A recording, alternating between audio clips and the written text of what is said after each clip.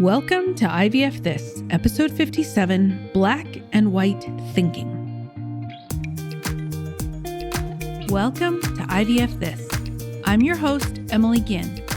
I'm a mother to two beautiful and feral boys. I'm married to my favorite person in the world. I'm a social worker, a life coach, and an IVF warrior. I'm here to teach you how to manage your mind and emotions during your IVF journey, to break free from anxiety and regain control of your life, even in the midst of infertility. I'm going to teach you to say IVF this to how we think about, talk about, and experience infertility. Let's go. Hello, my beautiful friends. Welcome to the first podcast of 2022. I am so excited that you are joining me for another year of podcasting. 2021 was the first full year of this podcast, and this podcast isn't seasonal, meaning we don't really stop and take breaks, or at least scheduled breaks. I took a few weeks off in October for my health, but really it's week after week of content that I love sharing with you guys. And we are just ready to roll into a new year, and I'm so excited. In a few weeks, I'm going to start sending out some more information about my group coaching program. It's been tweaked and revamped, and really I'm designing it for more access to people. Coaching, I found for many, can seem like a luxury, which I completely understand. So my goal with this next iteration of my group coaching is to make it more accessible to individuals that want that change. They want to feel better, but maybe don't have or don't feel like they have the financial resources to accommodate investing a couple of $1,000s. It's totally reasonable. So if you're interested in learning more, get on my email list. To do that, you can go to my website, www.ivfthiscoaching.com, and sign up to take my Managing Anxiety mini course. There is also a link to get the mini course in my social media bios. But the email will be how I communicate with everyone about the group coaching program, when it'll start, etc. All right, so let's get into today's topic. This is something that I have spoken to every single one of my clients about, and I have made several social media posts about this. It is something that is so prevalent, yet it is so, I would call it insidious. Like, if you were to think about it, it doesn't seem like it would be a bad thing at all, actually, but it doesn't seem like it would cause a lot of problems. But holy crap, this type of thinking creates so much suffering for us, like very much a root of suffering for every human in the world. And with everything that I do on this podcast and my work, I like for us to become aware. We can't fix what we don't see, and we won't see what we don't look at. So the goal for today is to show how black and white thinking is so much of how we think about things, and that embracing the gray area of our life will actually open up our hearts and our life, and ultimately how you experience infertility and IVF. So let's start with the first question. What is black and white thinking? Black and white thinking is thinking in extremes. It's thinking when everything is either one thing or the opposite. So black and white thinking is like things are really good or they're really bad. Things are healthy or unhealthy. Foods are healthy or unhealthy. Emotions are healthy or unhealthy. Relationships are healthy or unhealthy. Things are wonderful or things are terrible. Things are right or things are wrong. In black and white thinking, there's only ever two choices. You're on the wagon, you're off the wagon. You're right, the other person's wrong. If they're right, then you're wrong. People are either on your side or they're against you. Things are either fair or they're unfair. Black and white thinking is characterized by pairs of opposites. It can show up in a less obvious way as believing that there are only two choices to something. I've talked a lot about it several times in the podcast about how our brains make sense of the world. This is how. Things are good, bad, right, wrong, black, or white. When we are looking at some kind of problem, whatever it is, we're trying to understand why someone else is behaving the way they are, or what we can do about a situation in our life, and we tell ourselves that there's only two choices. That's black and white thinking. It also comes up in thought patterns, like I can only win or lose. One person wins, one person loses. I can only do one of those two things. I can't have an amazing career and be an amazing mom. Can only do one.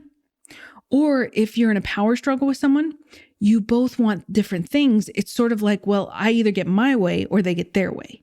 Those are the only two options. And so I'm going to be straight with you guys.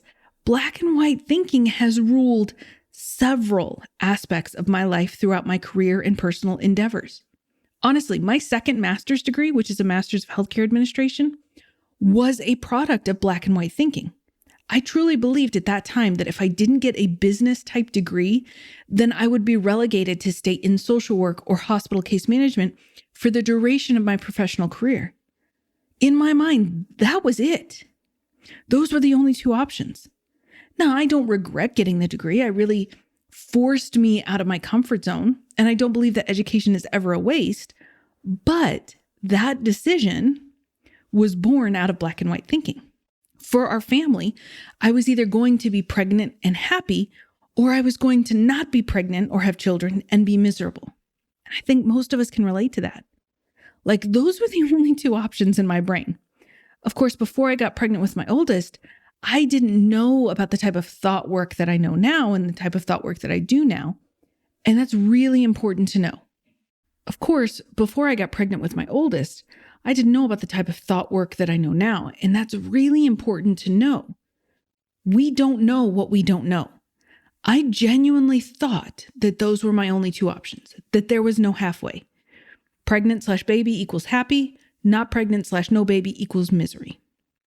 When it got to the point where we were really looking into fertility treatments, I was convinced that the only option for us was IVF.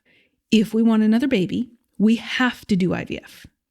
Now notice, this wasn't an either-or statement, and that's what makes this so tricky to identify. Black and white thinking is also tied to the shoulds and the have-tos. Think about something like weight loss. Well, if I want to lose weight, then I have to, then I need to, and it's usually something really extreme. Deprivation, running 5 miles a day, spending time in the gym, something like that. To our brains, everything is a dichotomy. To our brains, there is no nuance. There is no gray. Even in the infertility community, there is black and white thinking. It kind of feeds into this tribalism, this tribal mentality that every human has evolved to seek out. When we have a group of like-minded, similarly challenged individuals, we share the same values, expectations, frustration, and pain. Then everyone that we see on the outside of the group is a quote-unquote outsider. Like, we don't think about it in those terms, and there's certainly nothing malicious or wrong about it. Not at all. There is a camaraderie amongst people with a shared grief experience. But it can, not saying always, but it can highlight and emphasize the level of isolation that many of us feel and experience. Like, we could put the women who get knocked up folding underwear and each baby of theirs that implants they bring home 10 minutes later as the cultural norm. Then we are obviously, kind of expectedly, going to feel like we are the outsiders. And then conversely, people who try to relate to us without having that same shared grief experience, we might label as well-intentioned, but they just don't get it. And again, not saying that any of this is wrong to think or believe or even objectively incorrect, but that just kind of feeds that narrative of isolation, of us against them. Anytime we belong to a group, any group, we tend to gloss over or don't see the shortcomings of our own side, our own group that we're in, our in-group, if you could say that. When we look at the out-group, we only see the shortcomings. And we have a very exaggerated characteristic, exaggerated ideas of them that are in opposition to our ideas about ourselves. This is 100%, absolutely, positively human nature. So if it causes so much suffering, then why the hell do we use black and white thinking so much, you might ask? Well, that's because it gives us the illusion of certainty. If you'll remember back to the episode on the motivational triad, our brains are designed to avoid pain, seek pleasure, and to be as efficient as possible. Gray areas do not fit into that criteria. They do not feel certain. They can feel dangerous, which strikes at the heart of pleasure and pain. They are not cut and dry. black and white thinking is so less efficient when you have to navigate nuance. Black and white thinking is simple and efficient. It doesn't have to waste energy with examining every possible outcome, even if you do that already. We can have a litany of scenarios that we think about, but we get stuck, really stuck, when we continue to think there's only one or two options, this or that. The other stuff is kind of like window dressing. So that's the payoff that our brain gets for thinking in those terms. It gets to do the three things it was designed for. This is like your brain's shortcut to meeting those three needs. And then to add to it, our brains hate to be wrong.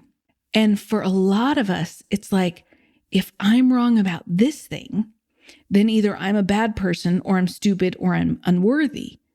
Or what else could I possibly be wrong about? It's very unnerving. It's very destabilizing. Your brain is already dealing with so much stimulus and input all of the time. It just wants to already know what's happening and have certainty, because human brains don't like uncertainty. The illusion of certainty is very, very comforting. It gives you a clear focus for your negative emotions. Humans don't really like to accept the idea that human life involves suffering because we have human brains. And instead, we want to pin the suffering on the bad person, the stupid person, the wrong person, whatever it is. We want to be right and good. They're bad and wrong. They must be what's causing our suffering. I also think that black and white thinking tends to happen particularly in groups or communities because it provides a sense of cohesion and community, just like the infertility community. So bottom line, black and white thinking is saving your brain labor, keeping you energy efficient in your brain, or what your brain thinks it is, and giving you the illusion of certainty and stability so you don't have to reconsider what's going on all of the time. So the biggest downside of black and white thinking is something I discussed a little bit earlier in the podcast. It can create more distance and isolation, especially when you're going through infertility. It just compounds what we might have already been feeling. But here's the important part. When we have black and white thinking, we have no or pretty limited capacity for compassion or acceptance or understanding of those who are different from us. And then we also apply those standards to ourselves. Most often, we apply those standards to ourselves. And we are complicated people, so we can almost never live up to our black and white, good, bad standards. And then we have to judge ourselves all the time. So when we have black and white thinking patterns, we're much more likely to see ourselves as not good enough, as bad people, as failures, and we interpret everything in our lives and our own stories through that lens. We don't see the complexity and the nuance. We just see whether we've won or lost, or succeeded or failed in this black and white way. And that makes us much less resilient and more prone to judgment. So think about even the way we term cycles. It was either a successful cycle or it was a failed cycle, right? There's no nuance. The transfer either was successful or it failed.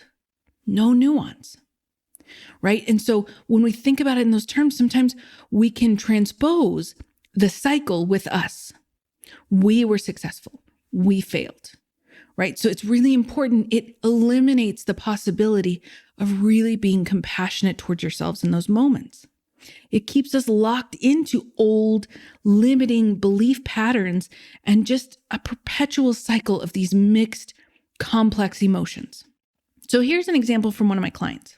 She's experiencing secondary infertility. Her daughter is about 2, and they've gone through 2, maybe 3 rounds of IVF and have one blast that they're planning to transfer in a couple of months. She has a pretty complicated, strained relationship with her family, her words, but feels a lot of obligation, particularly around the holidays. Within her family, her husband and their daughter, they have chosen to be pretty strict with COVID rules. So this has provided a little bit of relief around not being in close physical proximity with her family, which has been good and bad, right? Just like all of life. She went through a pretty rough patch with her family following her first round, as it wasn't as successful as she hoped. She felt like they weren't supportive. They kind of dismissed her pain and would typically ask invasive questions like, and I'm not joking, are you sure he's finishing inside of you? I think we can all agree that that is pretty cringe. But she didn't want to cut them off or anything, but wants to be very cautious around her interactions with them. So she wanted to share a little holiday greeting. She'd gotten her daughter this really cute little holiday outfit and wanted to do FaceTime with her family. But she was feeling extremely nervous about the idea of FaceTiming and that it would open the door for her relatives to ask what she would feel like would be inappropriate, insensitive, or invasive questions. So when we were coaching, she was agonizing over having to do the FaceTime. She was so resistant to it. Even getting preemptively angry at her family for past conversations and for potential future conversations, right? All of these things are very human things to do. This is what all of us have done at some point in our lives. But she couldn't see past the dichotomy of FaceTiming or not FaceTiming as her only options. So we started by processing the feelings she was experiencing: resistance, resentment, anger. And when we got down to the bottom of that, it was really the feeling of sadness. She was sad that she didn't feel like she could just set up a FaceTime call with her family and not be subjected to the Spanish Inquisition. So once she was able to see what it was she was actually feeling, sadness from familial disconnection, then she started to talk about other options. And after a minute or so, I want to make sure you understand how quickly it happened after we processed her emotions. Literally a minute and a half or so, she said, well, I could probably just record the holiday greeting and text it to my family. And this was such a brilliant alternative because then she gets the control she didn't feel like she had. She could choose to respond or not, how to respond, should family have any questions or make any comments that she did not align with. And then from that place of emotional distance and more of a gray area, she even acknowledged that their questions probably come from a place of care and concern, but not presented all that well. So because she was able to allow those emotions to process, she was better able to see other options, alternatives, and most importantly, access compassion for herself and her family. And I think this is a beautiful example of our ability to hold space for ourselves, others, and to help us think creatively when we take a step back, when we process those emotions, and we allow our logic brain to help us instead of automatically reacting based on our primitive brain. So this week, when you feel like maybe you're caught between a rock and a hard place, when you feel like you're out of options, when you feel alone and isolated, give yourself the gift of pausing. Notice the shoulds, the have-tos, the need-tos. Notice if you made an me against them scenario. Just notice it. Remind yourself that you're not in physical danger, most likely, and allow yourself to feel scared or angry or anxious without judgment. You're feeling the way you feel for a reason. Your body is telling you something. Your brain is telling you something. The feeling will not hurt you, so lean into it. Once you are no longer overwhelmed by that emotion, you can then begin thinking about alternatives. But the feeling work has to come first. When you're in the throes of an emotion, cognitive processing is incredibly difficult to access. So the feelings have to come first. And then once you get through that, you are going to be amazed at what your beautiful brain can come up with. Okay, so that is what I have for you today. Have a great week, and I will talk to you soon, my friends. Thank you for listening to this week's episode of IVF This. If you like what you've heard, click subscribe and follow to make sure you don't miss an episode. And if you want to learn more, head over to www.ivfthiscoaching.com to learn how to work together.